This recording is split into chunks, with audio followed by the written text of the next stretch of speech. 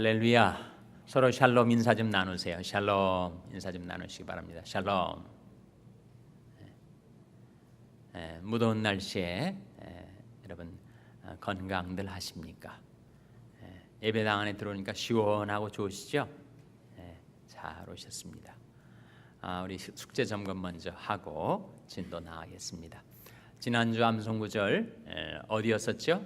시편 51편 10절 말씀입니다. 주소만 기억하셔도 한 절반은 성공한 셈입니다.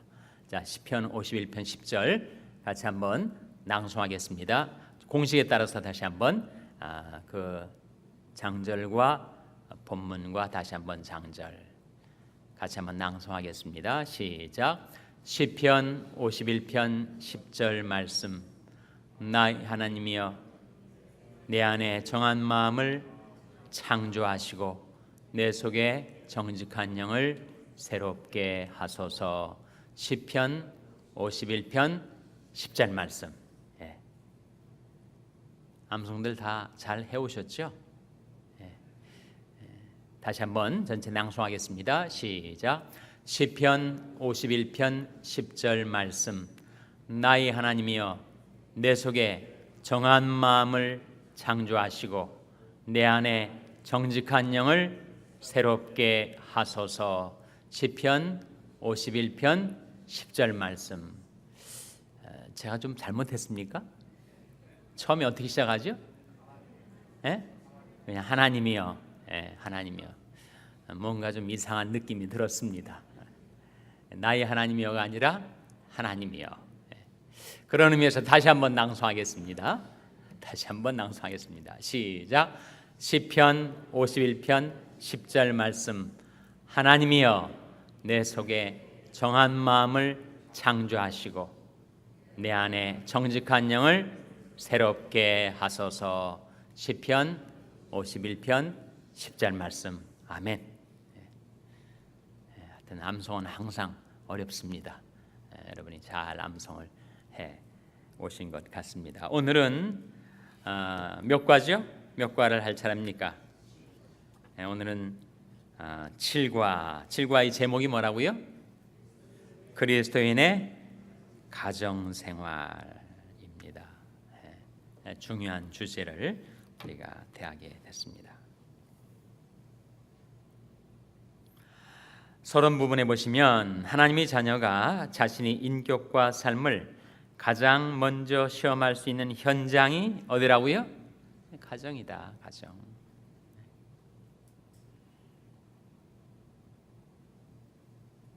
가정 안에서의 자기 모습이 자기 진짜 모습입니다. 교회하고 직장에서의 자기 모습은 조금 단장을 할 수가 있어요. 치장을 할 수가 있습니다. 가정 안에서는 그러기가 어려워요. 격식 차리고 그리고 남이 이목의식하고 하던 그 무장들이 다 해제가 되는 장소가 가정이죠. 가정 안에서 적나라한 자기 모습이 드러나게 되는데 안타깝게도 가정 안에서의 나의 모습이 최악의 모습입니다.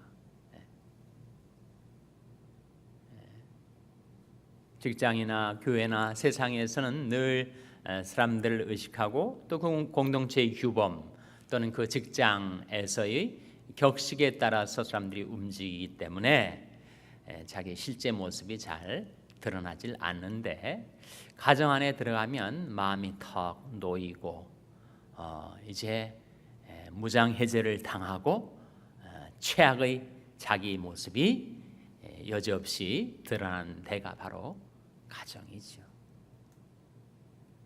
사실 이 주제는 굉장히 제게 부담이 되는 주제입니다. 우리 집사람이 어딘가 앉아 있는 것 같아가지고 아주 여간 진도를 나가기가 부담스러운 주제가 바로 이 주제입니다. 그래도 우리에게 주어진 과제니까 함께 생각을 해보시도록 하겠어요. 그래서 기억을 하세요. 가정 안에서의 자기 모습이 최악의 모습입니다. 그래서 가정 안에서 하나님이 자녀답게 경건하게 사는 사람은 정말 인테그리티가 있는 사람이죠. 가정 말고 다른 데서는 이게 잘 안 드러나니까요. 그래서 이 첫 문장에 하나님의 자녀가 자신의 인격과 삶을 가장 먼저 시험할 수 있는 현장이 가정이다. 제일 가까이 있는 가족들이 인정하지 않는 신앙 인격이라면 어디에도 내놓을 수가 없는 것은 너무나 당연하다. 한편 가정은 신앙생활을 바로 배우고 실천하는 가장 이상적인 교회라고 할 수 있다. 가정이 뭐라고요? 가정이 교회다. 가정이 하나님이 직접 제정하신 두 제도가 있다는 거예요.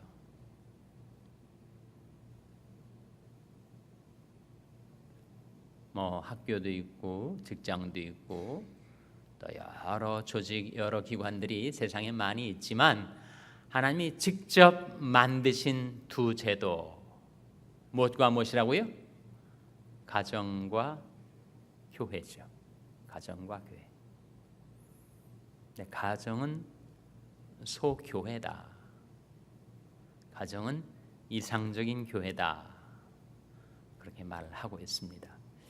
미국의 대통령 중에 조지 H.W. 부시, 아버지 부시 대통령이 있죠. 그 부인이 바바라 부시인데 미국 정가에서는 한 다이너스티 부시 왕가를 이루고 있다라고 하는 말이 나올 정도로 아버지가 대통령이고 그 다음에 아들이 대통령이고 이번에 이제 오바마 대통령이 연임이 끝나면 이제 2016년도에 대통령 선거가 다시 있게 되는데 그 조지 W. 부시의 동생인 한때 플로리다 주지사였던 잽 부시가 공화당에서는 지금 선두 주자로 나서고 있다고 하죠. 만약에 실제로 정말 잽 부시가 대통령이 되면 한 가정에서 새 대통령이 나오는 것이 되는 거니까 뭐 대단한 일 아닙니까? 대통령이 되기 전에도 바바라 부시가 자랑하듯 그렇게 말을 했다고 해요. 아들은 텍사스 주지사고 또 둘째 아들은 또 플로리다 주지사였을 때 자기 두 아들이 미국에 굉장히 많은 영토를 다스리고 있다라고 했는데 뭐 주지사가 아니라 이제는 대통령이 셋이 나오게 될 정도로 대단한 일가라고 할 수가 있겠죠. 근데 그 아버지 조지 H.W. 부시가 한번 텔레비전 인터뷰에 나와가지고 그런 얘기를 했어요. 자기 삶을 지탱해주는 두 가지 큰 기둥이 있다. 자기 인생을 뒷받침해주는 서포트해주는 두 가지 기둥이 있다. 둘 다 F로 시작한다. F 워드라는 거예요. 하나는 faith, 다른 하나는 뭐겠습니까? family라는 거죠. 그래서 믿음과 가정이야말로 자기 인생, 자기 삶을 지탱해주는 가장 중요한 두 기둥이다. 그런 의미심장한 말을 했던 것을 기억을 합니다. 그에게뿐만이 아니겠죠. 저와 여러분, 우리들의 인생, 우리 각 사람의 인생에 있어서도 가장 중요한 두 가지, 그것은 믿음과 가정이 아니겠는가. 믿음이란 결국 하나님의 도움을 받는 통로니까 하나님께서 우리 인생을 지탱해 주시고 또 하나 우리 가정이 우리 연약한 인생을, 외로운 인생을 든든하게 지탱해 주는 버팀목이 되는 것이 사실이죠.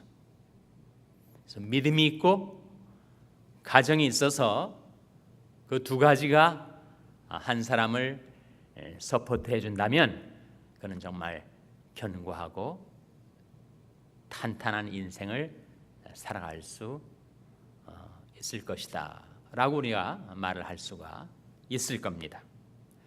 그래서 지금 세 번째 줄에 한편 가정은 신앙생활을 바로 배우고 실천하는 가장 이상적인 교회라고 할 수 있다. 우리는 여기서 신앙을 키우며 많은 시험에서 보호받으며 하나님 사랑의 따뜻함을 맛볼 수 있다. 그렇죠? 우리 신앙은 놀초가 되는 것입니다. 이런 두 말이 있어요. 영어로 좀 표현을 한다면 네이처가 있고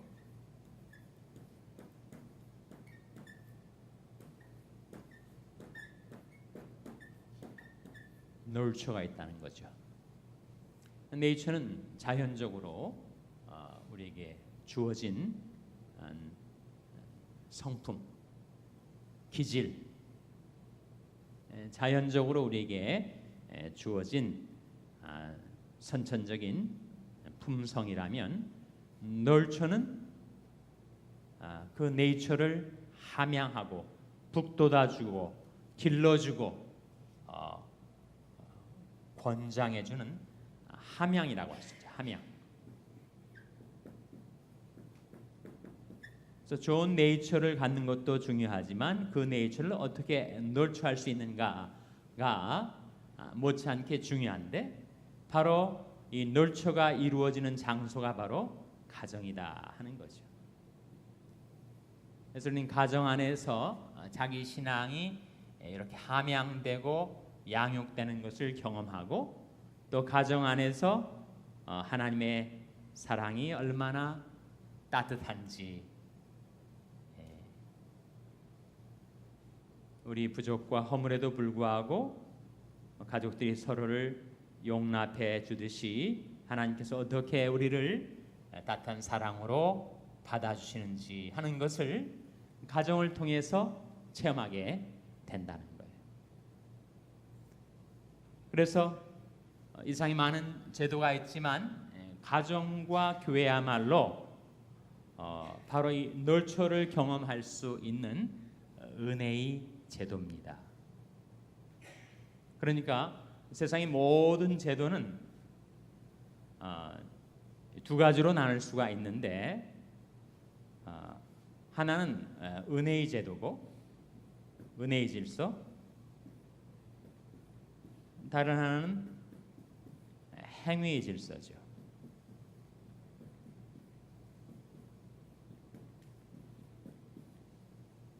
그러니까 학교는 철저하게 성적 순으로 줄을 세우지 않습니까? 이 미국의 유명한 그 헨리 워드 비처라는 목사님이 계셨어요. 이 목사님은 미국 강단의 셰익스피어다라는 별명이 붙을 정도로 정말 풍부한 메시지를 전했던 분인데 학교 시절에는 학창 시절에는 공부를 잘 못했답니다. 자기가 학교에서 체육 시간에 쭉 운동장에서 학생들 일렬로 세울 때 자기 반에서 1등 하는 애 바로 옆에 자기가 서게 된대요. 그럼 2등 했다는 얘기가 아니고 이제 50명 학생들을 쭉 이렇게 원으로 이렇게 세울 때 1등 옆에 자기가 이렇게 서게 된다는 겁니다. 그러니까 몇 등 했다는 거예요? 꼴찌 했다는 거죠. 그렇지만 하나님께서 그에게 은혜와 능력을 주셔서 탁월한 설교가로 하나님이 그를 들어 쓰신 거예요.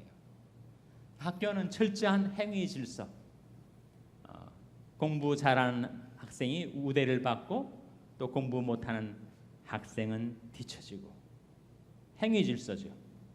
성적순. 직장도 그렇지 않습니까? 직장도 행위 질서죠. 회사를 위해서 뭔가 기여를 하고 이문을 남긴 사람이 승진하고 그렇지 않은 사람은 또 낙오하고 철저하게. 그래서 이 세상의 모든 조직과 제도는 다 행위 질서이지만 이 은혜의 질서에 해당되는 두 제도가 있다는 겁니다. 그것이 무엇과 무엇이겠어요? 바로 교회와 가정, 그리고 소교회로서의 이상적인 교회로서의 가정이야말로 은혜의 질서입니다. 실제로 부모님들이 자식을 사랑할 때 잘 나가는 자식보다 못난 자식에 더 마음이 가죠. 기도를 해도 뛰어난 자식들을 위해서 기도하는 것보다 뒤처진 자식들을 위해서 더 많이 기도하게 되죠. 그것이 은혜의 질서를 보여주는 거 아니겠습니까? 만일 행위의 질서라면 정말 잘 나가는 자식은 항상 부모의 특별한 사랑과 우대를 받고 못 나가는 자식들은 차별을 받고 무시를 당한다면 어떻게 자식들이 놀초가 되겠습니까?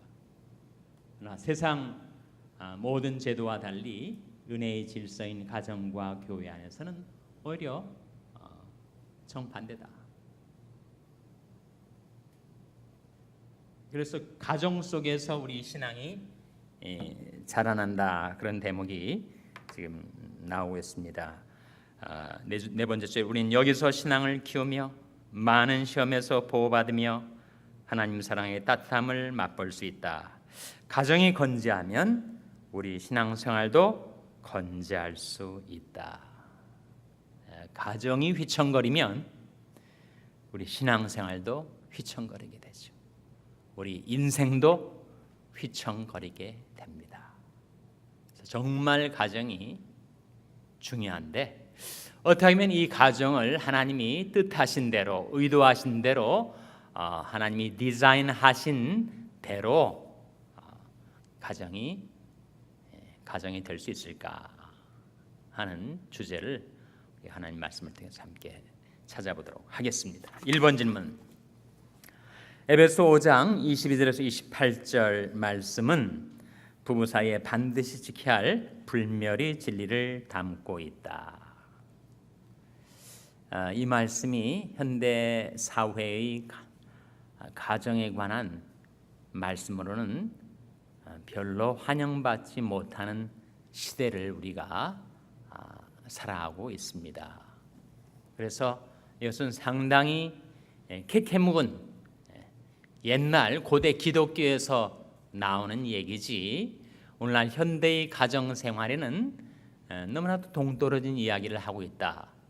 그렇게 이 말씀을 대하는 풍조가 세상에서는 물론이고 교회 안에도 들어와 있어요. 이 말씀은 가정을 창조하시고 가정이 하나님이 의도하신 대로 행복하고 풍성한 인생을 살 수 있도록 하나님께서 디자인하셨을 때 그것이 잘 워크할 수 있는 작동 원리를 담고 있습니다. 그래서 한번 찾아보시기 바랍니다. 에베소 5장 22절에서 28절 예습을 해오신 분들도 한번 같이 한번 찾아보시기 바랍니다. 에베소 5장 22절에서 28절을 우리 한번 교독을 하겠습니다. 에베소 5장 22절에서 28절. 아내들이여 자기 남편에게 복종하기를 주께 하듯 하라. 이는 남편이 아내의 머리됨이 그리스도께서 교회의 머리됨과 같음이니 그가 친히 몸의 구주시라. 그러나 교회가 그리스도에게 하듯 아내들도 범사에 그 남편에게 복종할지니라. 남편들아 아내 사랑이를 그리스도께서 교회를 사랑하시고 위하여 자신을 주심같이 하라. 이는 곧 물로 씻어 말씀으로 깨끗하게 하사 거룩하게 하시고 자기 앞에 영광스러운 교회로 세우사 티나 주름 잡힌 것이나 이런 것들이 없이 거룩하고 흠이 없게 하려 하심이니라. 다 같이 읽으시겠습니다. 시작. 이와 같이 남편들도 자기 아내 사랑하기를 제 몸같이 할지니 자기 아내를 사랑하는 자는 자기를 사랑하는 것이라. 이 말씀 속에 행복한 부부 생활의 원리가 들어 있습니다. 자, 1번 본문 내용을 여러 번 읽으면서 묵상하라. 그리고 자신의 마음에 가장 가까이 와닿는 구절을 외면서 적어보라. 예수를 해오신 분들은 몇 절이 제일 좀 마음에 와 닿으셨습니까?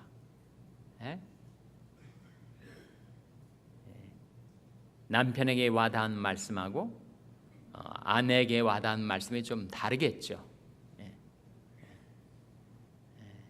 제가 일일이 여러분에게 물을 기회가 없어서 아쉽습니다만 저는 28절 말씀이 정말 마음에 와 닿았어요. 28절에 어떤 말씀이죠? 이와 같이 남편들도 자기 아내 사랑하기를 제 몸같이 할지니 자기 아내를 사랑하는 자는 자기를 사랑하는 것이라. 이 말씀이 제게 도전도 주고 마음에 느끼는 바가 많았습니다. 나중에 질문에서 다룰 거니까 넘어가겠습니다. 2번 아내는 남편에게 어떻게 해야 하는가? 어떻게 해야 한다고 했죠? 남편에게 뭐 하라고요? 남편에게 몇 절에 나옵니까? 몇 절에 나옵니까? 22절에 아내들이여 자기 남편에게 복종하기를 주께 하듯 하라. 아내는 남편에게 복종해야 한다고 말씀하고 있고 그 이유가 23절에 나오죠. 그 이유가 뭡니까?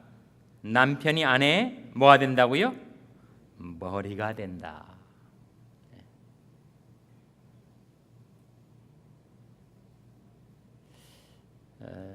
정말 이 말씀을 받아들이기에 너무 세속적인 풍조가 범람을 해서 이 말씀을 순전하게 받아들이는 크리스찬 여성들이 정말 희귀해진 시대가 아닌가 싶습니다.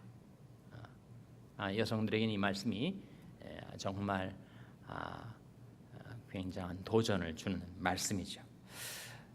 그 참고 구절로 고린도전서 11장 8절 9절이 나왔는데 거기에는 어떤 말씀이 나오죠? 남자와 여자의 관계를 언급하면서 누가 누구에게서 났다는 거예요?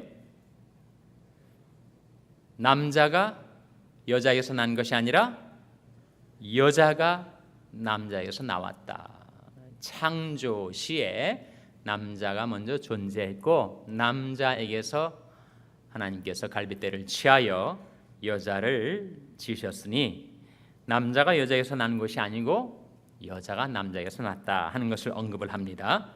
그리고 누가 누구를 위해서 짐을 받았는가를 말씀하면서도 남자가 여자를 위하여서가 아니라 여자가 남자를 위하여 짐을 받았다라고 고린도전서 11장은 증거하고 있습니다.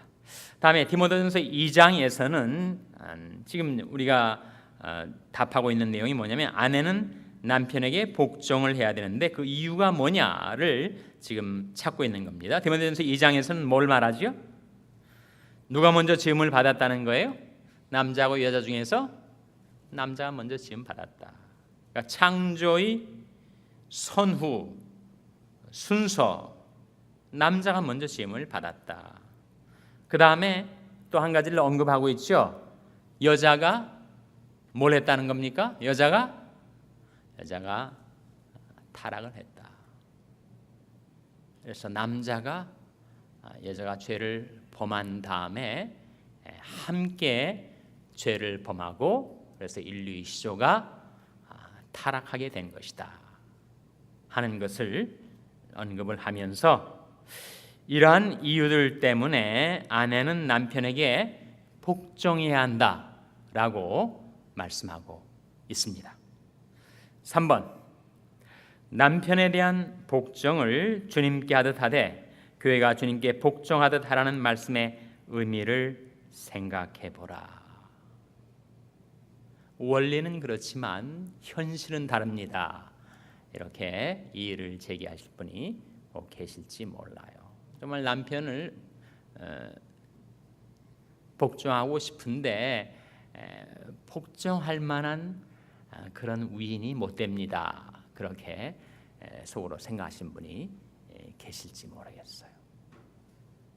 여기서 우리가 한 가지를 잘 이해를 하셔야 합니다.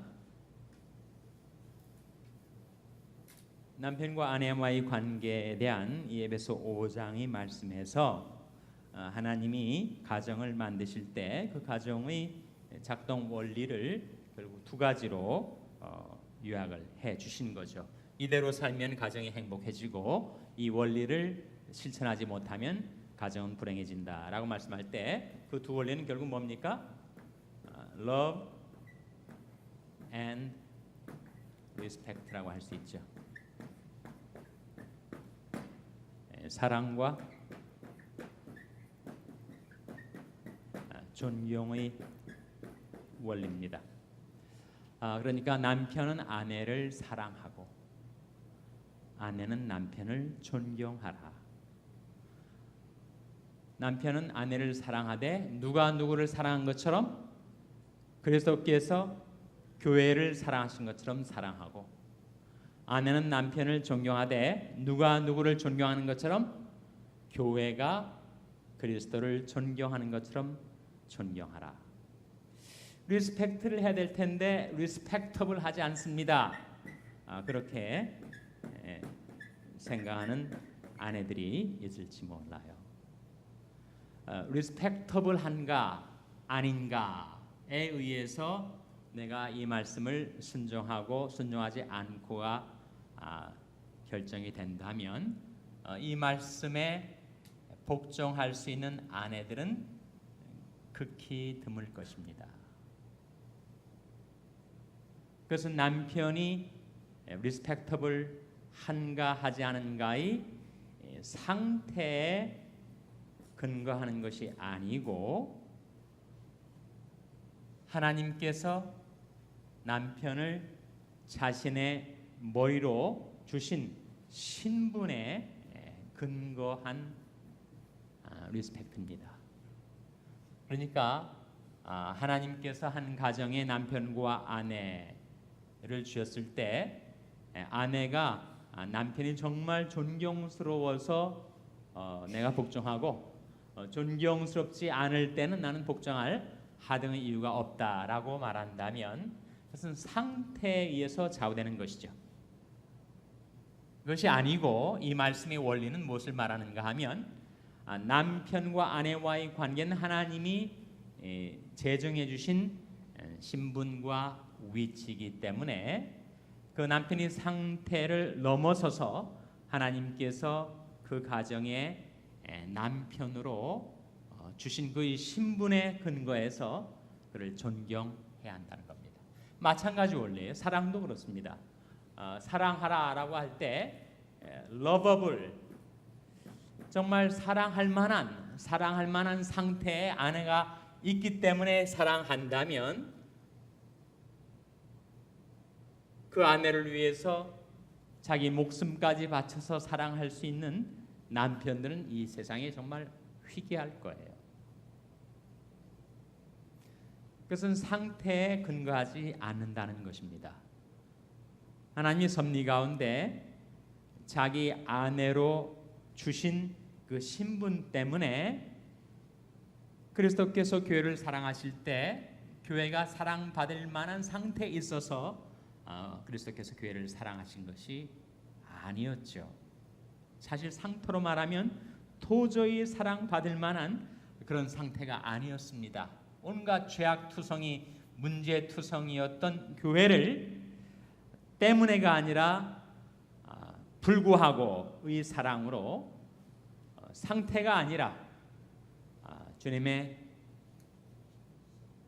주님에게서 나온 그 사랑으로, 그리고 우리를 신부로 아내로 삼아주신 그 신분 때문에 주님께서 우리를 사랑하셨기 때문에 우리가 사랑을 받고 그리스도의 아내된 신분을 얻게 된 것처럼 남편과 아내의 관계도 동일하다. 그것은 존경할 만하기 때문이 아니라 남편이기 때문에 존경하는 것이고, 사랑할 만하기 때문이 아니라 아내이기 때문에 사랑하게 되는 사랑과 존경의 원리, 그것이 이제 에베소 5장이 우리에게 보여주는 가정 행복의 작동 원리입니다.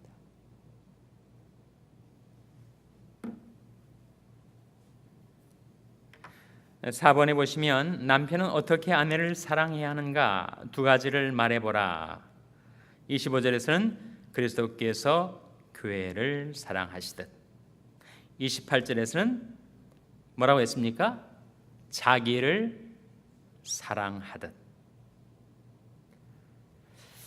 6번에 왜 아내 사랑은 자기 사랑이라고 할 수 있는지 예를 하나 들어보라. 이런 경험들을 하신 분들이 좀 계실 거예요. 아내를 사랑하는 것이 자기를 사랑하는 구체적인 케이스를 제가 저도 조금은 경험을 했지만 그런 이야기를 들었어요. 어느 미국 회사에서 정말 유능한 상사가 있었습니다. 아주 잘 나가는, 워낙 능력이 있는 사람이어서 부하 직원들이 늘 그를 존경하고 따랐던 거예요. 근데 어느 날 그 직장 상사가 외도를 하고 있다는 것을 그 부하 직원이 발견했어요. 그때 전에 그 상사에 대한 로열티, 또 존경, 이런 것들이 다 사라져버리고 마는 것입니다. 즉 아내에 대해서 신실치 못했던 그 남편은 결국 모든 것들을 다 잃어버리고 말았죠. 그러니까 자기 아내를 사랑하는 것이 사실은 자기를 사랑하는 결과를 낳는 한 예가 된다는 것입니다. 또 한 가지는 해외 출장을 자주 나가는 우리 교인 중에 한 분이 아시아에 가서 여러 나라에서 이제 거래선들을 만나는데 이 사람과 계속 내가 비즈니스를 해야 될 것인가 말아야 할 것인가, 이 사람을 내 비즈니스 파트너로 삼을 것인가 안 할 것인가를 결정할 때 그가 주목하는 것은 그 사람이 가정생활이라는 거예요.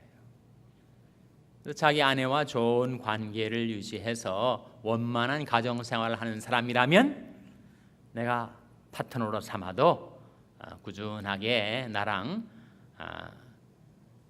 사업상의 파트너 관계를 유지할 수 있지만, 자기 아내를 헌신짝처럼 내어버리고 자기 욕망을 쫓아서 쾌락을 쫓아서 살아가는 사람이라면 또 나를 언제 헌신자처럼 내던져버리고 더 이문을 남기는 파트너를 찾아 달아날지 모른다, 이렇게 본다는 거예요. 그래서 결국 자기 아내를 사랑하는 것이 자기 자신을 사랑하는 것과 똑같이 되더라는 말입니다. 그래서 28절 말씀이 정말 우리가 그리스도께서 교회를 사랑하신 것처럼 그런 절대적인 사랑, 아가페의 사랑으로 아내는 사랑하지 못한다 할지라도 실제적으로 우리 생활 속에서 28절 말씀이 참 맞는 말씀이 아니겠는가. 이와 같이 남편들도 자기 아내 사랑이를 제 몸같이 할지니 자기 아내를 사랑하는 자는 자기를 사랑하는 것이라.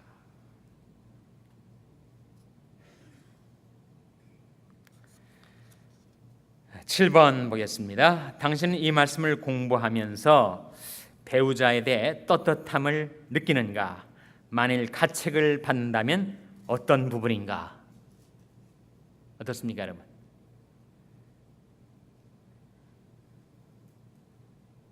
그리고 그 문제를 어떻게 해결하겠는가? 저는 이 질문에 대한 답을 공란으로 남겨뒀습니다. 아주 부담이 돼가지고 이 질문에 도전 앞에서 정말 자신 있게 대답을 적어갈 수가 없더라고요.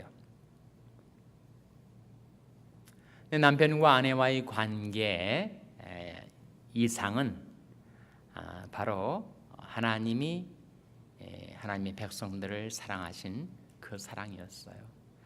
저는 지금도 제 결혼 생활에 항상 스스로에게 상기시켜주는 한 말씀이 있습니다.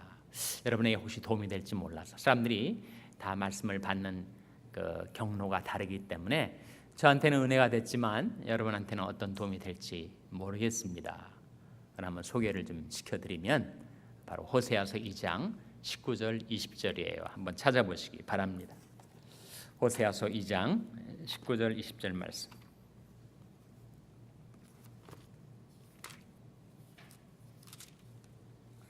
구약성경 1258면입니다. 구약성경 1258면.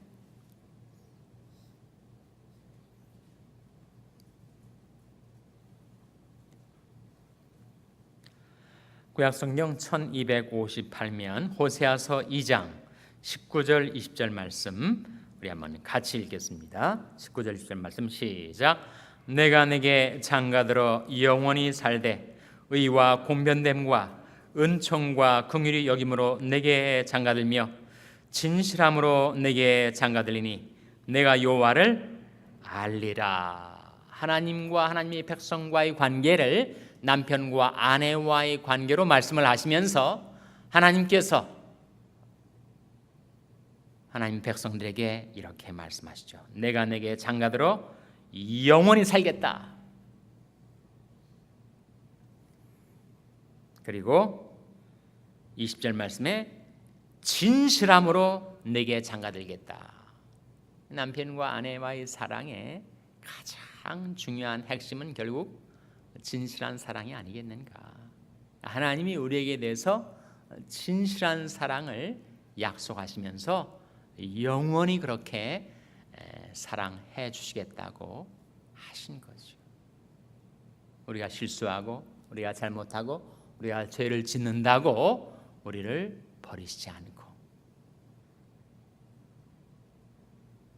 나의 상태 때문에 내가 사랑받을 만한 상태에 있어서 나를 사랑하는 것이 아니라 하나님이 사랑이시기 때문에 하나님에게서 나오는 그 사랑으로 나를 영원히 사랑해 주시겠다고, 영원히 나와 함께 사시겠다고, 그리고 진실함으로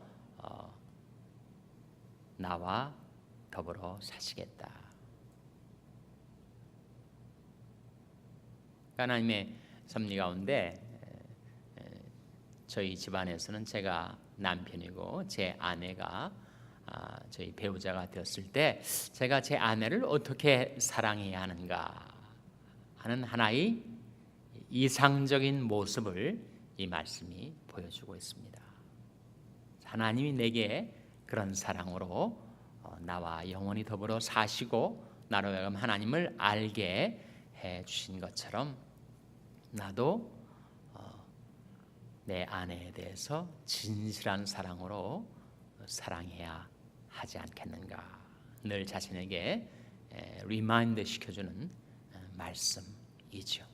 남편과 아내와 더불어 살아가는 삶 가운데서 정말 그 처음 시작이 되는 창세기 2장에 중요한 말씀이 한 말씀 나옵니다. 창세기 2장 24절 말씀이죠.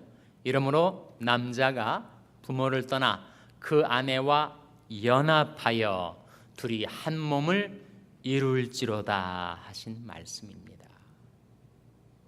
한 가정의 완전성, 한 가정이 가정으로서 완결이 되는가, 아니면 가정으로서 완결되지 못한 채 한 3분의 2나 절반만 가정이 되는가, 동양 사상과 기독교 사상에 큰 차이가 있습니다.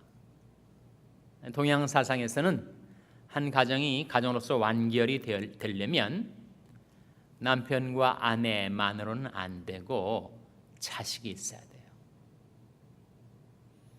그래서 아내가 자식을 못 낳으면 남편은 첩을 얻어서라도 후대를 봐야 됩니다.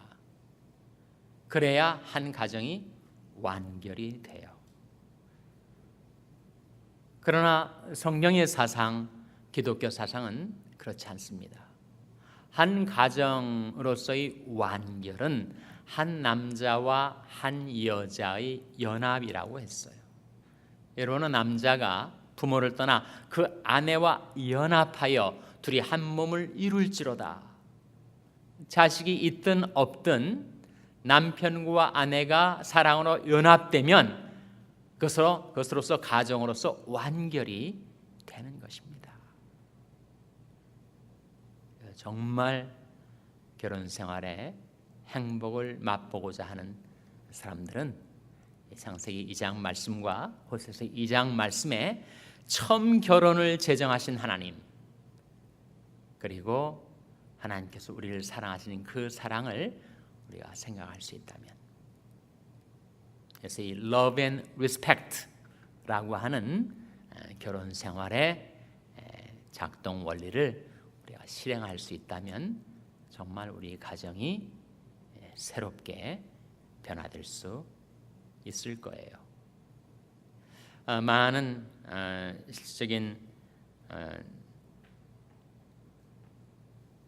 어려움과 문제들이 우리 부부관계에 다가오지만, 그러나 만일 우리가 이 원리를 실행할 수만 있다면 모든 문제를 푸는 열쇠가 바로 여기에 있습니다. 남편은 아내를 그리스도께서 교회를 사랑하신 것처럼 사랑하고, 아내는 남편을 교회가 그리스도를 존경하듯이 존경하고, 사랑과 존경의 원리가 정말 실행될 수 있다면 우리 육신적인 열심과 인간적인 사랑으로는 명백한 한계가 있습니다. 그래서 에베소 5장을 우리에게 원리로서 주시면서 그 원리 앞에 실제로 그 원리를 실행할 수 있는 파워를 하나님께서 먼저 약속하셨어요. 에베소 5장 22절 앞에 18절이 나오지 않습니까? 바로 성령의 충만함을 받을 때 우리는 우리 상태를 넘어서는 우리 신분에 합당한 사랑과 존경의 원리를 실행할 수가 있고, 거기에서 우리 가정에 놀라운 변화가 이루어질 수 있다는 거죠. 다음에 이제 그것이 남편과 아내와의 관계라면 에베소 6장 말씀은 부모와 자녀의 관계입니다. 에베소 6장 1절에서 4절의 말씀, 부모와 자식의 관계에 대해서 1절에서 3절 말씀을 외워서 적어라 했는데, 그 말씀은 정말 한번 외워 보시기를 바랍니다. 그 말씀에 근거해서 질문을 좀 다뤄보겠습니다. 2번, 자녀의 의무는 무엇인가? 왜 주안에서라고 했는지 설명해 보라. 그 이유는 아시겠죠? 우리가 부모님을 공경하는 것과 순종하는 것은 다릅니다. 부모님을 공경하는 것은 절대적인 거예요. 부모님을 순종하는 것은 주 안에서 하는 것입니다. 부모님이 너 예수 믿지 말아라, 교회 나가지 말아라 라고 말씀하시면 우리는 여전히 부모님을 공경하지만 부모님에게 순종하지는 않습니다. 주 밖에서 하시는 말씀이니까. 그래서 공경은, 부모님을 공경하는 것은, 그것은 하나님이 창조 질서 가운데서 부모님 상태와 관계없이 하나님이 우리에게 정해주신 그 신분과 위치 때문에 우리는 그 말씀에 순종을 하게 되지만, 실제로 부모님이 하시는 말씀이 주님 밖에서 주님의 뜻을 거스려서 하시는 말씀일 때는 우리는 그 말씀에 순종하지 않죠. 그렇다고 부모님을 공경하는 우리 자세를 잃어버리지는 않습니다. 4번 부모가 자녀를 양육할 때 주의할 일은 무엇인가? 노엽게 하지 말라라는 참된 뜻이 어디에 있을까? 부모가 자녀를 양육하면서 자녀를 노엽게 하기가 참 쉽습니다. 그래서 가정마다 정말 어려움을 당하고, 특별히 오늘날 현대 사회가 너무 세속화된 사회가 되다 보니까 뚜렷한 하나의 시대의 그 표징이 있는데, 그것은 자녀들이 부모를 너무 미워해요. 자녀들이 부모에 대해서 너무 대화를 닫아버립니다. 그래서 자녀가 꼭 무슨 성중독, 도박 중독, 마약 중독을 해서 부모의 속을 썩이는 것 못지않게 부모의 속을 썩이는 것이 부모와의 대화를 끊어버리는 거예요. 그래서 10대 성장기에 있든지 아니면 장성한 자녀들도 아예 부모를 떠나서 따로 살든지 집에 같이 살아도 경제적으로 의존할 수밖에 없어서, 그렇지만 지방에 틀어박혀 가지고 부모랑의 대화를 다 끊어버리는 거예요. 그것이 얼마나 부모의 마음속에 큰 고통과 슬픔을 가져다 주는지 자녀들은 아마 지들이 나중에 부모가 돼서야 조금 경험하게 되지 않겠는가. 이거 시대의 뚜렷한 특징입니다, 여러분. 그런 일을 조금 부분적으로 당하실 때 왜 이런 아픔이 내게 있을까 이상스럽게 여기지 마세요. 그런 시대가 온다고 성경은 증거합니다. 특별히 자녀들이 부모에 대한 증오심을 갖게 돼요. 그것이 어디에서 나왔는가? 이유를 알 수 없는, 정말 그렇게 잘 대해줬는데 어떻게 이런 페루나 같은, 망나니 같은 못된 자식이 있는가? 부모가 통탄에 맞지 않을 정도의 그런 일들이 생겨난단 말이에요. 그때 여러분 너무 놀라지 마시고, 우회로 생각지 마시고, 너무 낭망하지 마시고, 이게 성경에 나타난 시대의 풍조구나. 특별히 종말에 갈수록 자식들이 부모에 대해서 반항을 합니다. 반기를 들어요. 그리고 부모를 아무런 이유 없이 자기를 그렇게 사랑으로 길러주시고 대해주신 부모에 대해서 이상스러운 증오심을 갖고 부모에게 대든단 말이죠.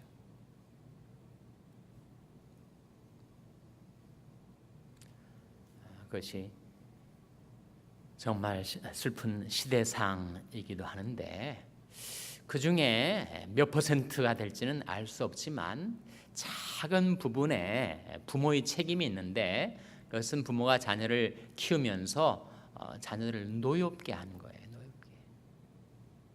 프로보크를 한 거죠. 그러니까 어릴 때 자녀의 마음에, 우리 한국 부모들이 정말 자식들을 전유물로 생각하지 않습니까? 내 자식, 내 소유물로 생각을 하니까 그렇게 한 인격체로 존경해주고 존중해주는데 우리가 참 취약하죠. 그래서 내 마음대로, 내 성질대로 자녀들에게 화를 내고, 그리고 징계를 할 때가 있습니다.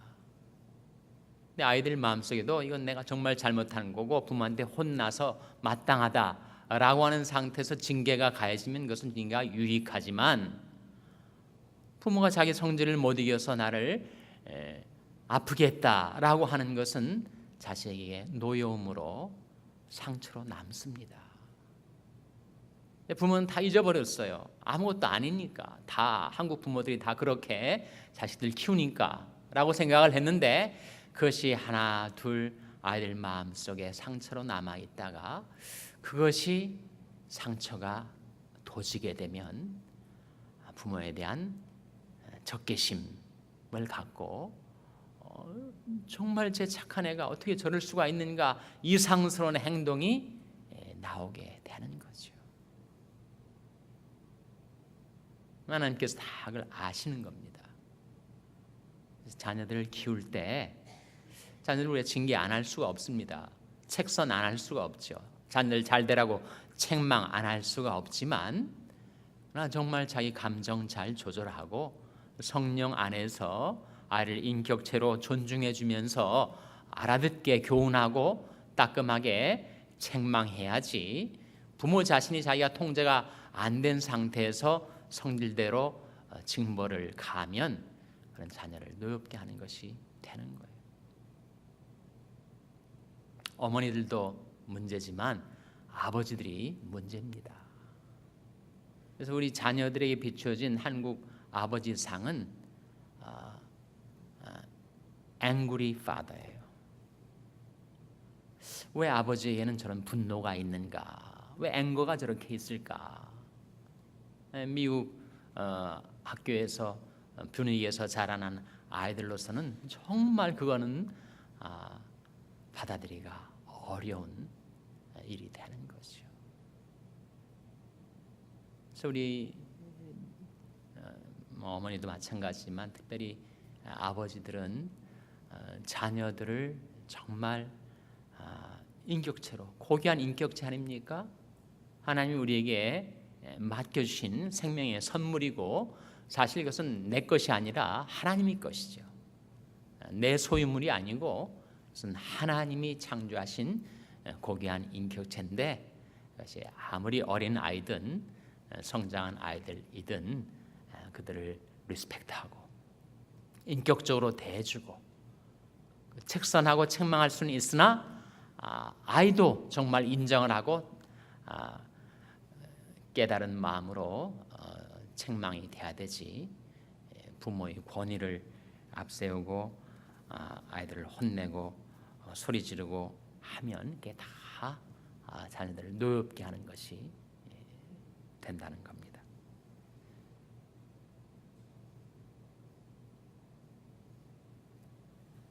자, 3번, 큰 3번으로 가서 지금 67페이지인데요. 3번으로 가서 이제 말씀을 좀 마무리 지어야 될 텐데, 지금 가정 생활에 대해서 마치 십자가처럼 말이죠.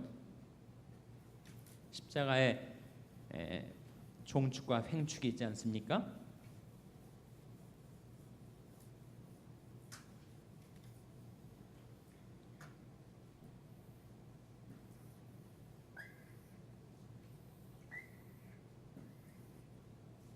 남편과 아내와의 관계라고 할 수 있겠죠. 부모와 자녀와의 관계라고 할 수가 있습니다. 그러니까 남편과 아내와의 행복한 부부 생활, 그리고 부모와 자녀 간의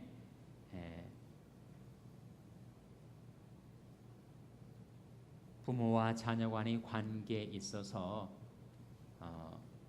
우리가 어떻게 행해야 할 것인가를 우리가 말씀을 통해 배웠어요. 즉 남편은 아내를 사랑하고 아내는 남편을 존경하라. 자녀는 부모를 공경하고 순종하고 부모는 자녀를 양육하고 노엽게 하지 말라. 중요한 것은 이 원리를 실천할 수 있는 힘입니다. 실행할 수 있는 힘이에요. 그 힘이 어디에서 오는가? 그 힘은 성령과 말씀으로 옵니다. 그래서 이 가정에 대한 말씀을 하면서 하나의 대전제처럼 술 취하지 말라 이는 방탕한 것이니 오직 성령의 충만을 받으라 라고 말씀하고 있는 것이고, 그 다음에 지금 이 큰 3번 질문에서 신명기 6장에서 우리가 하나님의 말씀에 능력을 힘입지 않으면 실천 못한다. 지식적으로 아는 거하고 실제로 가정 안에서 그것을 사랑하는 거하고는 다른 것이다. 우리 인간이 연약하기 때문에 우리는 성령과 말씀의 파워를 힘입지 않고는 이 원리를 알면서도 실행치 못해서 하나님께서 가정에 의도하신 그 행복과 풍성한 삶을 결국 놓쳐버리고 말 것이다. 그래서 우리가 성령 충만 받기 위해서 기도해야 되고, 그리고 어떻게 하면 말씀을 남편과 아내가 또 부모와 자녀가 계속해서 말씀의 공급을 받아서 그 말씀이 가져다주는 힘을 가지고 이 작동 원리를 실행하며 살 수가 있는가 하는 것이 과제다. 그것이 큰 3번의 주제입니다.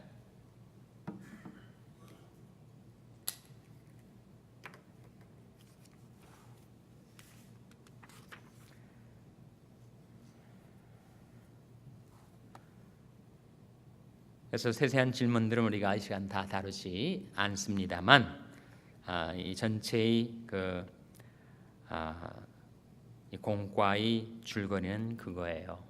남편과 아내와의 관계, 부모와 자식과의 관계에서 하나님께서 우리에게 주신 이 가정생활의 원리를 우리가 우리 열심과 다짐만으로는 어려우니까 성령 충만을 받아서 성령의 도심을 따라 그 원리를 실행하고 그리고 말씀을 계속 공급하고 유통시켜서 말씀이 가져다주는 힘을 힘입어서 그 원리를 따라서 실천하라. 그러면 반드시 하나님이 가정에 약속하신 그런 놀라운 은혜와 축복을 받아 살게 될 것이다 하는 것이 오늘 공과의 결론입니다. 마지막에 진정한 크리스찬은 오카는 목사님 쓰신 내용을 한번 참고해 주시기를 바랍니다. 다음 주 암송 구절입니다. 다음 주 암송 구절.